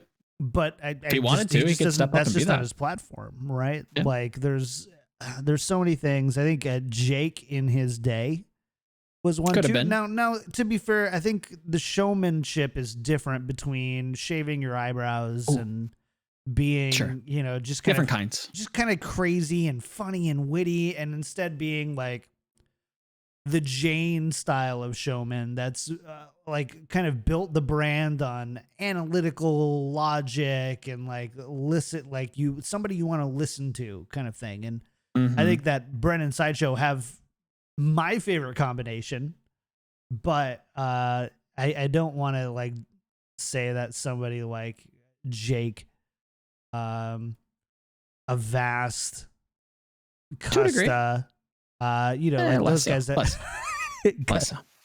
You know, I don't want to say that they don't have it. To your point with Jake, though, I don't know if everybody caught it. The man went on like an 11-minute solo casting spree that was completely unprecedented, I'd say. That man needed some oxygen after that. To kind of set the stage, if anybody didn't kind of catch that, ZP kind of lagged out, and he was just left to cast like the rest of the game. It felt like Uber kind of tried to come in, but they were like desynced. Jake took that and ran with it and absolutely knocked that out of the park. So kudos to him. I think that was a fantastic showing, and hats off. That was insane. Very, very probably. I don't even remember what match that was in, but I remember that from whatever match that happened in. It was the most important thing in the match. Yes, transcendental casting. He spoke to my zeitgeist. Very good. Chad Very is good. talking Chapeau. about who on the show has the most showmanship, and like it's obviously Yiska because only he do has be made having a some sandwich. Yeah, that's true. He's drank an entire pitcher of water. He's put his hat over his head. What else has he done that's just dumb? But he's done some other stuff. It's like why Brian and Sideshow are good at this is very transparent. Not only do they have talent for it and have that wacky just like nature about them, they also worked at it together. Like Sideshow was, I think they were, I'm not sure if they together were at an improv class. Oh, okay. But that's what they did, right? I Like, know that think like Uber was Reinforce also though part went of that. to I think it was Reinforce also went to improv. Yeah, and I wonder how much of that is still being done. I wonder what these types of, I'm sure they have story meetings, but it's also challenging to kind of point them out and I wonder how I'm sorry, I got to say it, the veteran experience is missed. And I think, they are a treasure. That is actually the worst thing that could happen. Like these guys that they came out and just also instantly were maybe not the best technical casting duo. Sure. But like the most entertaining. You don't have to be. Yeah. That's the thing. Yeah. It's like I have never met a single person, and people in YouTube comments will probably let me know, and they'll have no followers and an anime avatar, but they'll be like, like I don't like Sideshow and Bren.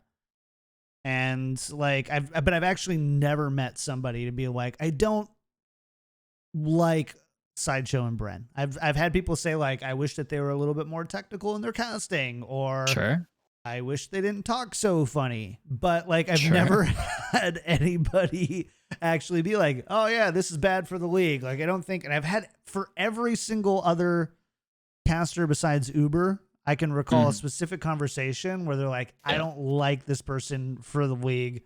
I think that there's somebody better. And for them, there's not. And I think that's a big deal. So anyways, Do we want to address our friend of the show, Christopher? yeah, for let's what he do said it. on Why not? Are we getting a message from the beyond? Christopher says, why do we get so much hate for ChipSa when teams are salarying players who are perma-benched, who don't play Overwatch, and wait, I gotta reach for the button. Talk. It's on a regular basis. It's not a bad And point. to which I say, true. True's in true. chat. Big It's true. true. It's true. And they are probably also making more money than ChipSa, I would think. Oh, well, We don't know. We don't know. From their org. you think? Yeah, Really? I think so. I think the ChipSa move was like mega brained. It showed in the viewership numbers, and that's almost more important at this point than anybody winning a championship. I love the ChipSa move. the optics. But I have always expected and will continue to expect that the ChipSa actual play will not be something that we spend multiple minutes gushing over on the show. No, definitely not. I mean, maybe, but the thing is, okay, here's my thing. Should the league just like chip in for the boost? Like when everyone else is just phoning it in comparison to Vancouver Titans, minimum, no brands whatsoever there, nothing exciting about them, and then you have one guy that just like lifts viewership by 50%, and just due to the anticipation creates like dialogue constantly in terms of, is he going to play, is he not, what's happening here? Sure. Meanwhile, and then everyone gets the same from shirt sales. Okay, dude. Like, I hate American sports so much.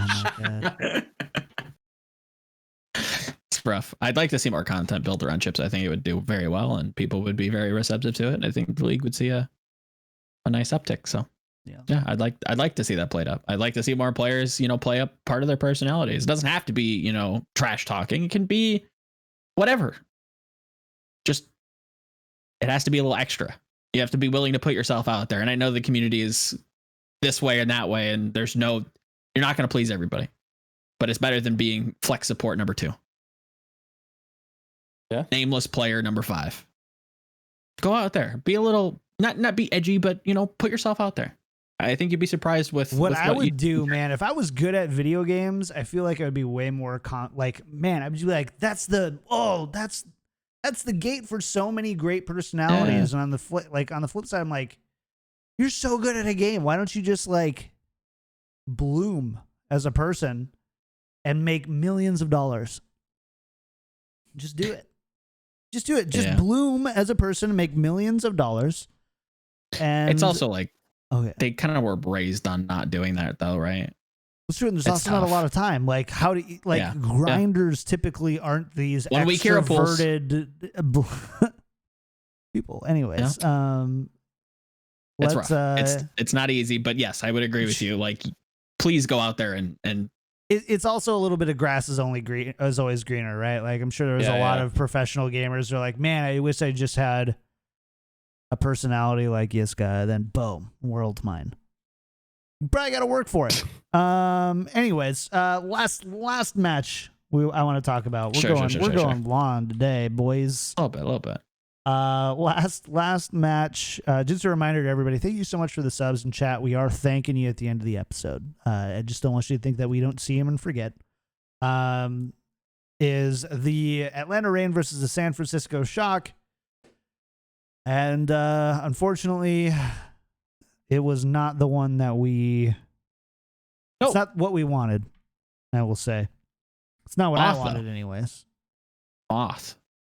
This kid constantly coming in clutch. On's playing a lot more than I think people expected and doing very well. Atlanta, though, nuts. Yeah, On's is actually crazy. Very, very. If he played more, I think he probably could be one of the only people to rival Lip if they played him more. But I think it's going to be tough to argue at the end of the season unless they put him on cruise control and he's just a perma starter. and he really just like pops off, it's going to be tough to argue. Like it's going to be him, Alarm, Lip, and I think Lip's probably leading that discussion just because of how like unknown he was going into that. But again, not the topic at hand. Atlantis, just what do? Where's Erster? I don't even know if that fixed anything. But also, where's that kid? What are we doing with him? So the question that we have here, I mean, there's lots of questions, but a question that I have is this: the Atlanta Rain are now 5-5. Yep. They have an 0-3 loss to the Shock, a 2-3 loss to the Valiant, an 0-3 loss to the Fusion, a 2-3 loss to the Fusion, and then a 1-3 loss to the Eternal. Not an easy record, to be fair. That's not an easy schedule. That's a tough schedule. That's not an easy schedule. They can still be a top 5 NA team. NA team. I'd have to think more on it, but maybe. Yeah. Maybe. I think they're I'm just not sure. thoroughly average. Their now. wins are Defiant, Uprising, Mayhem, I guess not. Justice and Outlaws. Okay, never mind. Great. Hard schedule, pretty weak wins. I think they're somewhere in the middle. See ya. Let's go. Hey, we're done. No, yeah. Okay. So yeah, it was it was no. But I think you touched on a point there though, where it's like it's tough to really even gauge where they're at because it's like, well, you beat up on the teams you should, and you probably lose to the teams that you should, and the Valiant match was, disappointing, but that's the only one that seems like kind of up in the air. So maybe they are just painfully average, but like top 5 NA. So we have Shock, Philly, Paris, right? You'd have to say. And then who else? Glads? Yeah, it does kind of drop off a cliff. Let's see. It's actually incredible how sometimes names just elude you.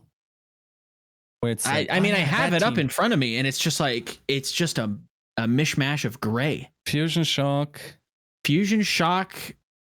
Paris. Fusion Shock, Paris. That's 3. You have 4 fingers up. Where's the 4th team?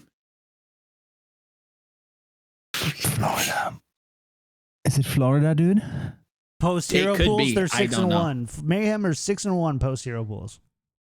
They also had a very easy schedule, but especially these last few weeks. So did the Rain, as they also didn't lose against Boston. Yeah. True. Yo, my mind is blown. Could be. Florida is a top 5 team in NA. Florida, I think, is a top 5 team in NA. But that doesn't say much, does it? No, not at all. The mid-pack in NA is like very underwhelming. I think Valiant could be up there. I think Valiant you is could one argue that Glads. you would want to like. Yeah. I think that's Valiant is the one that you want to be there. Valiant or Fuel. Yeah, I could see Valiant feels a little bit of a tougher ask, even though I think there are ways where they could. I think there's still an argument for Glads. I think Rain definitely is within that pack, but they kind of just fight amongst themselves, and then you have to try and beat Paris. Chat, we need to establish something here. Every NA team has a schedule that plays bad teams. Yeah, because there's literally only 2 really good teams. You have Fusion and Shock. It's true. So the chances are that you have 2 out of the 11, 12 teams, 13 teams. Mm-hmm. Only 2 out of the 13 teams are good teams. So everybody plays bad teams in NA right now. Yep. It's just a measurement of how much more than the next team. So everybody's played a bad team. Yeah. So this is it's interesting to see that, I guess. To put numbers on where we think they're at. Yeah, Florida might be leading that, especially with their recent record. Yeah, it's tough, but they've got a good showing. I think like the 3-0 over Paris is very interesting. Of course, like at the end of March, and end of March is a very different world in Overwatch comparison to now. They did lose against Atlanta, and then they also at the beginning of March, which is a very, very different time in Overwatch. They lost to the Spitfire. Yeah, like that. Those are teams that they should be winning against. I think if London was qualify back for here, that top 5, sure. I mean, I think London just fills out that mid pack even more, though. Like, I don't know that we even have a better, like, I don't think we have a clear discussion if the teams stay. But that's the beauty of next weekend, dude. Because hopefully, if these teams at least win some games, like the less games you get to play, the less we know how good you are. Totally, yeah. Like 5 head. But like if you get trounced in the first round, that doesn't necessarily mean you're bad. No. That means probably you didn't know what no hero pools hero pools meant. Yeah. But if they win like 1 or 2 matches, 2 matches would be finals, right? Yeah. No, not quite yet for NA. But yeah, then it turns like. Well, it depends on your opposition. Yeah. Yeah. It depends on. Yeah, this is. If Florida wins 2 matches, they're in grand finals. If Valiant wins 2 matches, they're grand finals. It's kind of up in the air. Works? Yeah, because both teams have buys. Valiant and Mayhem both have buys, which we'll get into on Wednesday. True. So if they won 2 matches, they'd be in the finals. Whereas if like a team like Paris, okay, the top side of that bracket. Okay, we're getting off track. Yeah, I'm excited for May Madness. I think Mayhem are a top 5 team. There's a strong argument to put them there. I would say. I'd have to agree. I don't like it, but you have to be dumb to not entertain. Okay. Yeah. Nice save. You need to be. So let me put this as politically possible, as politically as possible. Put on your Joe hat. Your mind must be in the 5th dementia if you think that the Florida Mayhem are not a top 5 team in NA right now. It's like the only other teams that come to mind that could slot them out of there is Gladiators and Brain. Yes. And both of them aren't doing that hot. Not that great right now. Totally. Yeah. We talked about this. Mayhem has a super easy schedule. So do 11 out of the 13. Well, actually, everybody in NA. Yep. That's the thing. We just talked about this. NA is an easy schedule comparatively. Let me look at the Atlanta schedule. But Atlanta's schedule, like everybody. So John, correct me if I'm wrong. The point you're making with that is that everybody has played bad teams. The only good teams that are in, like, let's say top 5 league teams. You have Shock and you have Fusion. Yep. Paris. Yeah, I'd say Paris. You got 3 in Atlantic out of the 13 teams. You have 10 duds. So it means close. that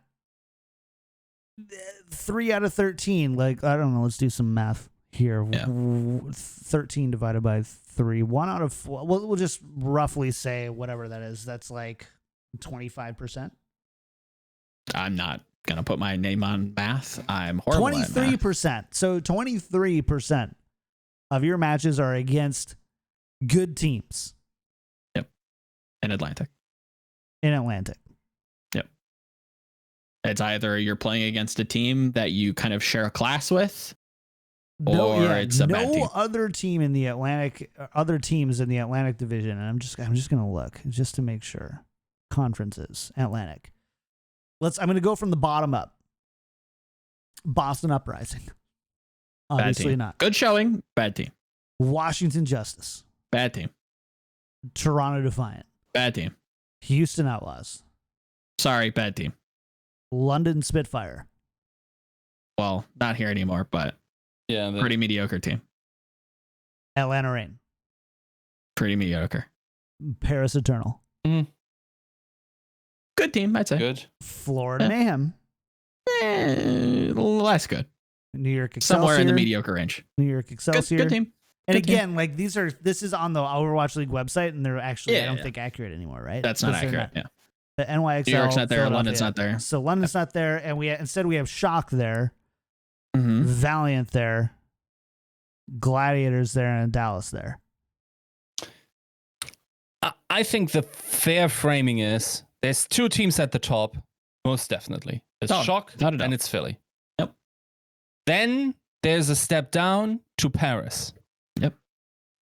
And then I think we have an argument that we have a either 3 or 4 team bubble, of which Florida is one.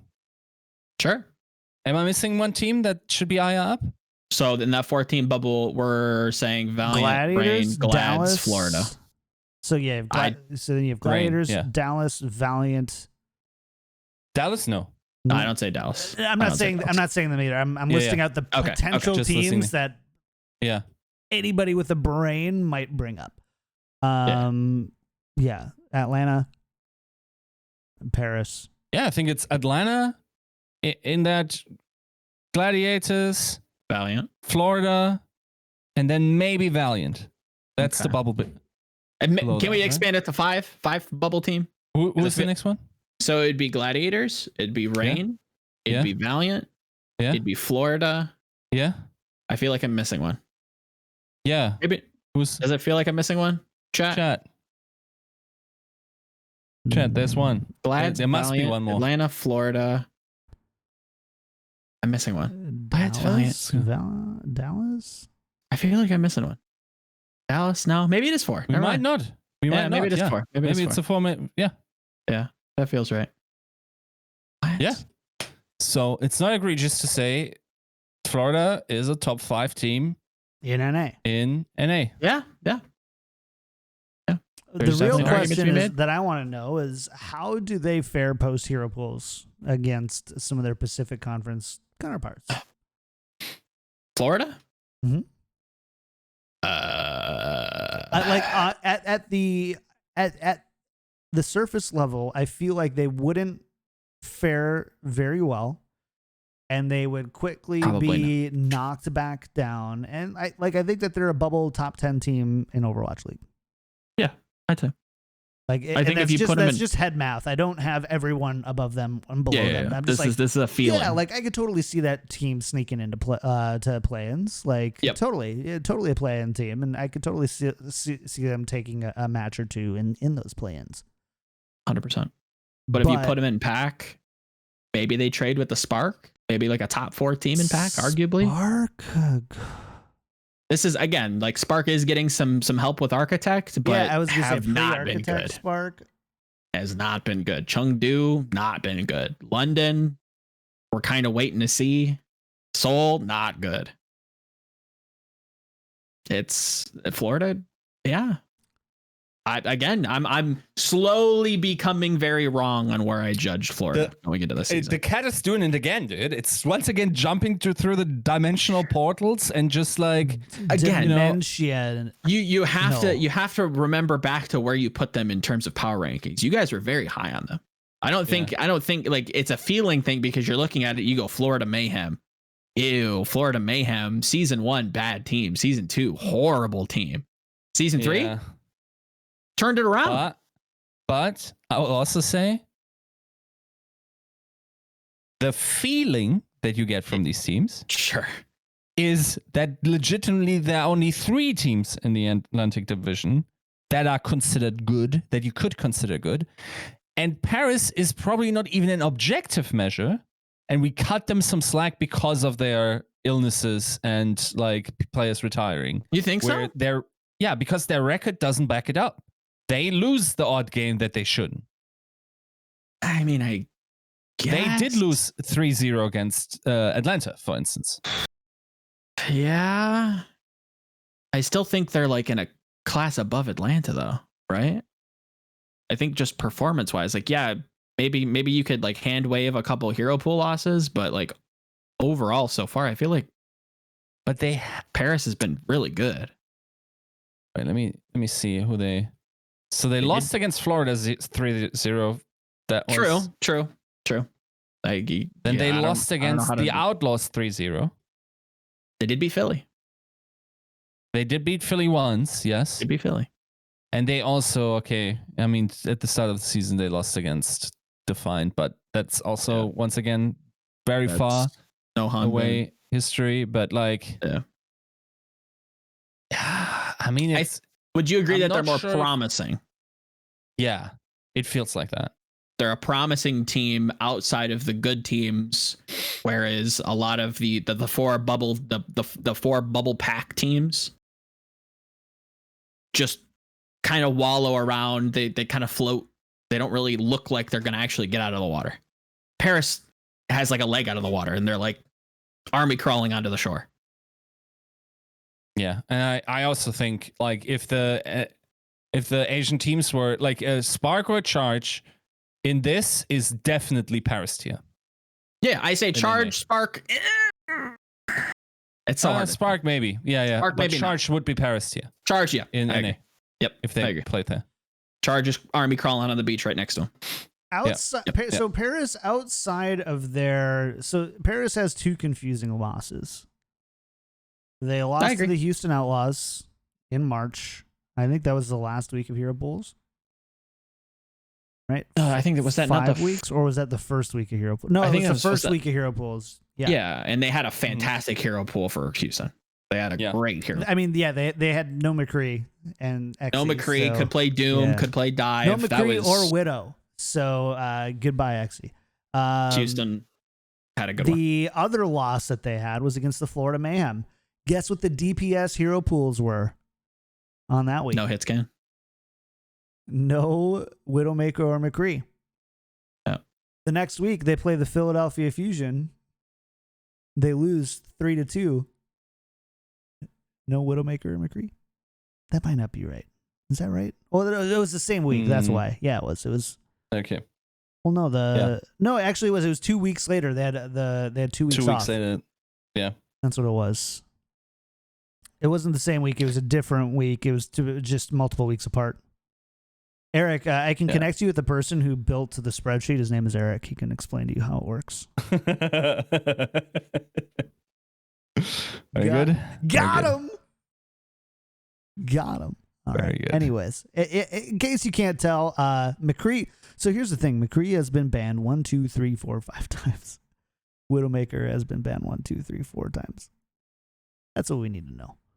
That's all we need to know about Paris. But anyways, like Paris, for me, Paris has not had any losses that make me go like, well, like there's just no excuse there. They're just not consistent enough to be potentially a top team. Like to Joe's point, they've got 1 foot on the stage. They've got 1 foot on the stage. There's still some more to prove. There's some consistency things there. That we can't ignore the fact that they can be punished by a hero pool, and that is a weakness for the team in the Overwatch League in 2020. Yeah. So much as I dislike it, it's true. I'd say to your point though, I'd say that like the Florida loss was like a big question mark for me. It was like, what the heck are you doing losing to Florida? But maybe that's just a misjudgment of where Florida is. Yeah, and now you're like, well, actually, Florida is 6-1 post hero pools. Maybe it's more reasonable. Yeah, maybe it's more reasonable than we gave it credit for at the time. It's so hard to go back and you feel something kind of visceral when you see a loss like that because it's so hard to get a read on some of these teams on top of it being in hero pool. So it's I don't like backtracking as much as I am, but that's kind of the world we live in. We need a lot of context to be able to argue either way. We're talking about, I think we're just kind of trying to talk overall. For me, I'm talking post hero pools because the results pre hero pools, I don't think mean a whole lot anymore. If they're a team that has been inconsistent post hero pools, if that makes sense. Yeah. Sort of. Yeah. We're talking in circles. Welcome to Tactical Crouch, by the way. But that I think that does bring on a pretty good note. We've been going a long time. Yeah. I think we touched on most things. Most of the good bits. If you were liking the show and wanted it to keep going longer, you can blame Homebound 11 for ending the show. Just kidding. It's not true, Homebound. We love you. I'm just kidding. Thanks for hanging out. Hold on. I think that they're the most comfortable when Ben can play Ryan and sub in No Smite on Winston's map only. I think again that's probably a weakness. You don't want to be like that structured. I think it's like a spree argument where it's like if you see spree, like, oh, you know what's gonna happen. So yeah. Hopefully you guys want some more flexibility. You're good. I've been needing. So here's the real talk. I've been wanting to end the show for about a half an hour, but there's been so many people in chat, I just couldn't. There you go. Just couldn't do it. It's out. It's just the viewership numbers. That's the only thing. So thank you for being here. By the way, we're at 140 viewers, and we're actually going to keep the stream going post show to keep farming those viewership numbers because we love having you be here. We'll talk a little bit more off the cuff about Overwatch League and competitive Overwatch and all that kind of stuff. Huge stream today. Huge stream today. This might be enough to honestly put us over the 75 mark. And if it's not, if we can do something similar on Wednesday, it definitely will be. So, big thank you all for tuning in. Before we get out of here, I do want to thank our patron producers, Battlecrab Pin Lolchin, Charlie L, Audio Compass, Pork Chop, Sammy, Kasha67, Coochie Kopi, Shar Picasso, Nathan, Your Misery, Hunter Tane, and Refined Bean. Thanks so much for supporting the show. If you like the show and want to support, go to patreon.com/tacticalcrouch. The support right there. Joe, I think we've got a new patron this week. New patron. Thank you so much to Summer A for your patronage. And if your wallet's a little strapped, if you don't have the money to support and want to, support either way, you can go on iTunes and leave a 5-star review. Helps a lot algorithmically. The dementia still hitting me in the different dimension at the moment, but on that same topic, King Susser coming in with a big clutch and a pleasant message and a 5-star review. So thanks so much. And if you want to support, definitely head over to iTunes. Hey, Yiska. Yeah, I'm ready. Who subbed today? Okay, so first off, friend of the show, Chonk. Did he gift the sub He or did gifted the sub? He gifted the sub. Okay. He wasn't just the moocher. He actually gifted it. Captain Beans, thank you for the sub. Enco, also friend of the show, thank you for the sub. Captain Beans, is that Refined Beans? We don't know. Nope, different. Captain Beans. Oh, different? Ed. Oh, okay. Ed's the best. Different guy? Okay. Yes. Sir Gothalot, nice. The Last Burp, Barsky, Ashador. Okay, woof. It's Zhang. It's Ji Yang from Silicon Valley. It's Ji Yang. That's the guy's name. Oh, that was a good show, by the way. Really good show. Blue, thank you for the sub. You're making me pronounce an N after an R. Dalinar? Dalinar. Dalinar? It's after Dalinar from the Stormlight archives. Yeah, but where's the A after the N? But it's probably taken. But it was after Dalinar. And if you ask them, shook their hand and be like, "Hi, I'm Yiska. What's your name online?" And they would probably say Dalinar. Then I would say, get a vowel, bro. Or get out of my face. Skeptical Kyle. So do you say your name Yiskout? So you have an AO next to each other. Yeah, but that's two vowels next to each other, and that works totally not different. Yeah, it's totally different. Two consonants. All right. Keep going. Keep reading. Kastenbrot for the win. That's Did you nice. You skipped Cly? No, I said skeptical Cly. Oh, I said Kyle. I constantly Kyle. read that It's Kyle Cly. as well. I read it Cly. Kyle it as well. is Cly. Then Kastenbrot for the win. Kastenbrot is like basically like chest bread. I don't know if like Excuse me? yeah, chest bread. What fifth dementia bullshit is this? Yeah, that's. I mean, I think there's a better translation for Kasten, but whatever. I don't think your name is dumb, Cly. I think it's hard to read. Yeah, I don't think. Yeah, it's not dumb. I just constantly misread it because I'm dyslexic.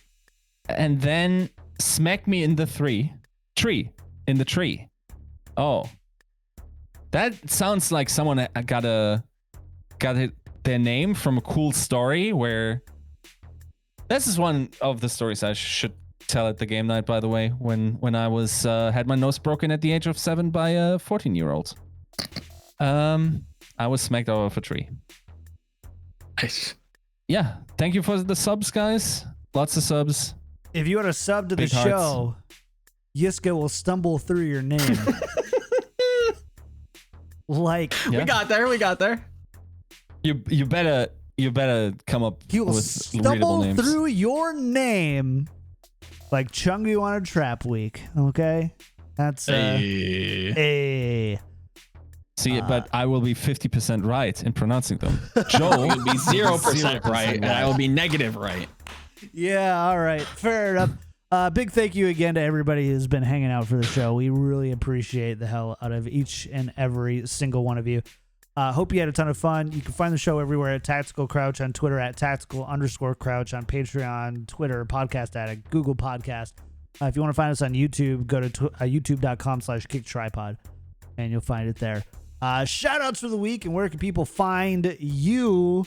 Yiska, you know what? You go first. We don't let you go first enough on the show. You're up first.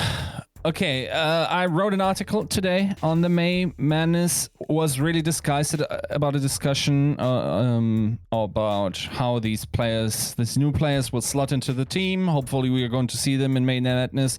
Short excursion on what the meta might be and how the brackets come to be. That's out right now on GG Recon. Other than that, I have a dope article coming up about a topic that we've scratched on.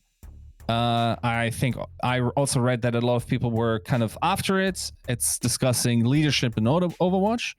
I reached up to a couple of coaches. I think this is shaping up pretty well based on the answer I've gotten from the coaches. So that is probably going to hit your feed on Wednesday.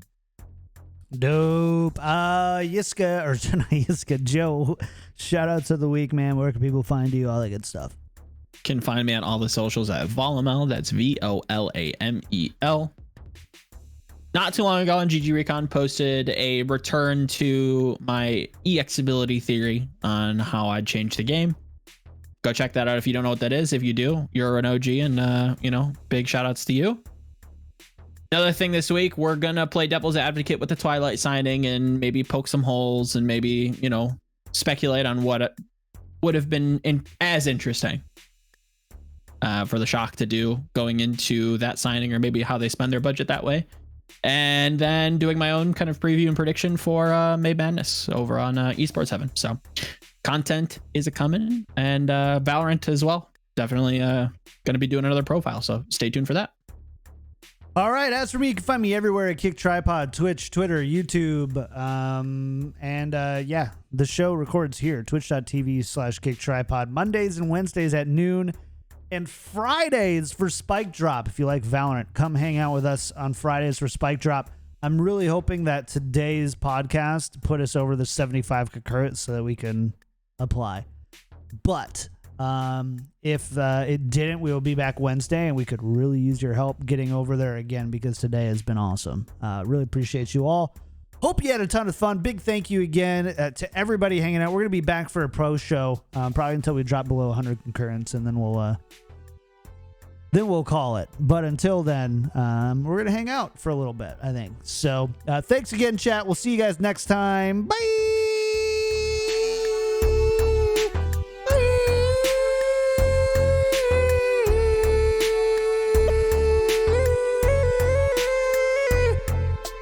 Not listen to the right thing. Woo! It's not there.